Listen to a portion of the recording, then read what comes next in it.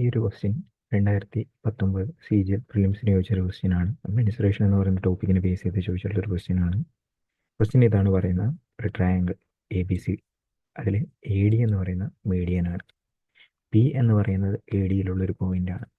AP is to PD എന്ന് പറയുന്നത് 3:4 ആണ്. നമുക്ക് കണ്ടുപിടിക്കേണ്ടത് area of APD to area of ABC, ഇതിൻ്റെ റേഷ്യോ ആണ് കണ്ടുപിടിക്കേണ്ടത്. അപ്പോൾ ഞാൻ ആദ്യമേ ഒരു ട്രയാങ്കിൾ വരയ്ക്കുകയാണ്. ആ ട്രയാങ്കിളിൻ്റെ അകത്ത് ABC ആണ് ട്രയാങ്കിളിൻ്റെ പേര്. Okay, ABC. ഓക്കെ, എ എന്ന് പറയുന്ന വേർട്ടെക്സിൽ നിന്നും BCയിലോട്ട് ഒരു മീഡിയം വരയ്ക്കുന്നു. എ എന്ന് പറയുന്ന വേർട്ടെക്സിൽ നിന്നും BCയിലോട്ട് ഒരു മീഡിയം വരയ്ക്കുന്നു. മീഡിയൻ്റെ പ്രത്യേകത എന്താണെന്ന് വെച്ച് കഴിഞ്ഞാൽ, മീഡിയൻ അതിൻ്റെ ഓപ്പോസിറ്റ് വരുന്ന സൈഡ്സിനെ 2 ഈക്വൽ ഹാഫായിട്ട് കട്ട് ചെയ്യും.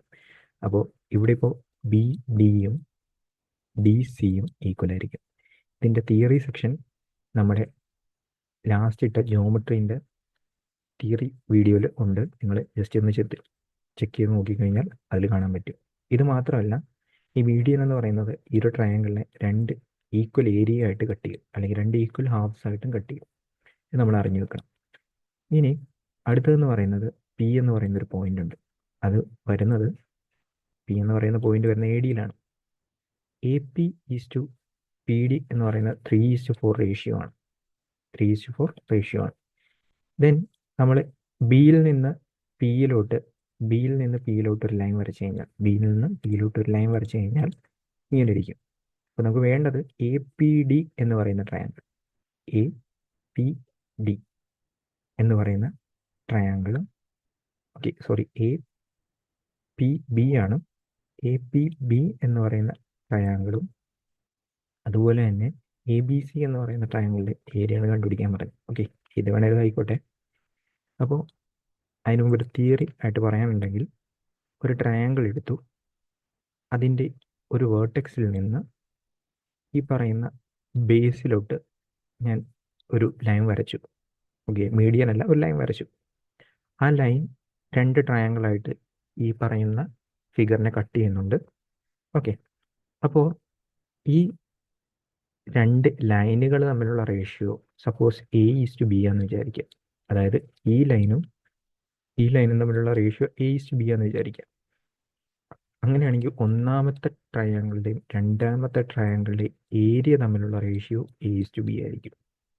അതെങ്ങനെ വരുന്നു എന്ന് ചോദിച്ചു കഴിഞ്ഞാൽ, നമുക്കറിയാം ഏരിയ എന്ന് പറയുന്നത് half into base into height ആണ്. Half into base into height ആണ്. ഈ 2 ട്രയാങ്കിളിൻ്റെ കേസ് എടുത്തു കഴിഞ്ഞാലും ഓൾട്ടിറ്റ്യൂഡ്, ഈ 2 ട്രയാങ്കിളിൻ്റെ കേസ് എടുത്തു കഴിഞ്ഞാലും ഹൈറ്റ് സെയിം ആയിരിക്കും. ഈ 2 ട്രയാങ്കിളിൻ്റെ കേസ് എടുത്തു കഴിഞ്ഞാലും ഹൈറ്റ് സെയിം ആയിരിക്കും. അപ്പോൾ ഞാൻ സപ്പോസ് ഏരിയയുടെ റേഷ്യോ എടുത്തു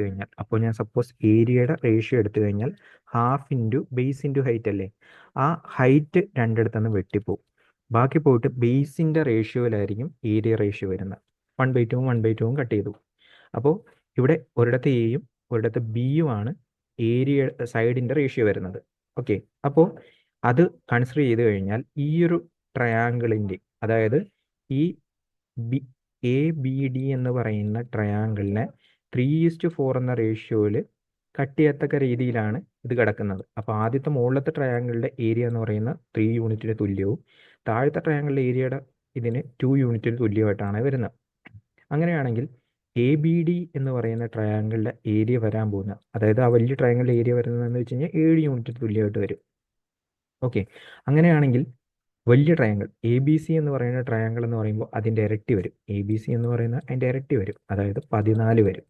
ഓക്കെ, നമ്മൾക്ക് ചോദിച്ചിരിക്കുന്നത് APBയും ABCയും തമ്മിലുള്ള, APB എന്ന് പറയുന്നത് 3 യൂണിറ്റ്, ABC എന്ന് പറയുന്ന 14 യൂണിറ്റ്. സോ റേഷ്യോ എടുക്കുമ്പോൾ 3:14 എന്ന് പറഞ്ഞു വരും. സോ ഇതായിരിക്കും നമ്മുടെ ആൻസറായിട്ട് വരുന്നത്.